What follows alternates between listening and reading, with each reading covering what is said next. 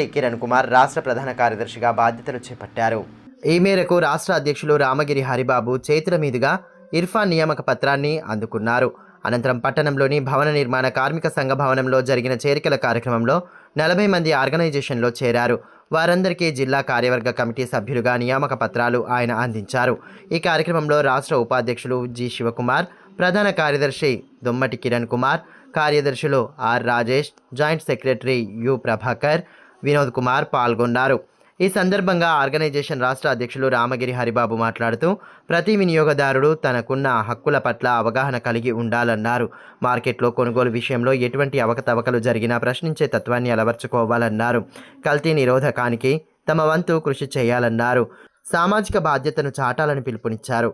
వినియోగదారులకు consumer rights organisation ఎల్లవేళలా అండగా ఉంటుందని, ఎక్కడా తప్పు జరిగినా నిలదీస్తుందని స్పష్టం చేశారు.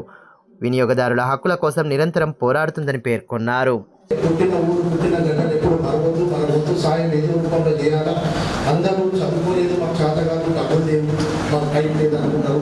కానీ ఇట్లాంటి సంస్థ రూపంలో కూడా సేవలు అందించవచ్చు అనేది మీరు గమనించాలా. దీనికి డబ్బు ఖర్చు కాదు, మన టైం ఖర్చు కాదు, ఏం లేదు. ఎప్పుడో ఒకసారి మన మొబైల్లో ఉన్నటువంటి కాంటాక్ట్ని చైతన్యవంతం చేస్తే మీరు సమాజానికి సేవ అందించినట్టు ఏమన్నా స్వీకరణ కరెక్ట్ కదా 100%. సో ప్రతి ఒక్కరికి ఆ విధంగా ధన్యవాదాలు తెలియజేసుకున్నాను.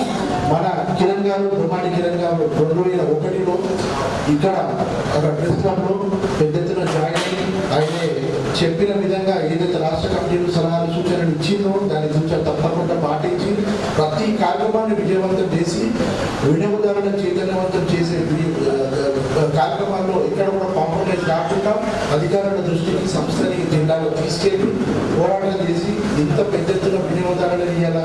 వినియోగదారులు ఎక్కడైనా సరే మార్కెట్లో కొనుగోలు